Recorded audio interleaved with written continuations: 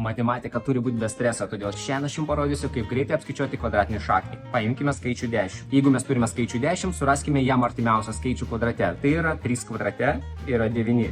9 yra labai arti 10. Įrašome 3 ir dabar reikia padaryti vieną dalyką, tai iš 10 atimti mūsų 9, gaunasi 1. 1 padalinta iš šito skaičiaus padauginta iš 2. Mūsų atveju 6, įrašom čia 6. 3 plus 1 šeštųjų lygu 3 plus 0, 1, 6, 6 ir taip toliau. Gaunasi 3, 1, 6. Ir jeigu jūs paimtumėt kvadratinį šaknį iš 10, paskaičiuotumėt tik kalkuliatoriuje, gautumėt būtent tiek.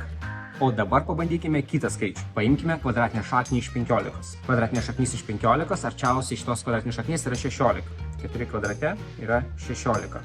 Taigi rašome 4 kvadrate. O dabar iš 15 atimkime 16, lieka -1. Užrašome -1 padalinta iš šito skaičiaus padauginta iš 2. Užrašykime jį atskirai, plus -1 padalintas iš 8. -1 padalintas iš 8 yra -0,125. Įdėkime tai į mūsų skaičiavimą. 4 minus 0,125. Gaunasi 3, 8, 7, 5. Jeigu paskaičiuotume tikrą kvadratinį šaknį iš 15, ji būtų 3, 8, 7. Daugmaž jau žinote, kur ieškoti jūsų kvadratinę šaknį iš 15, nes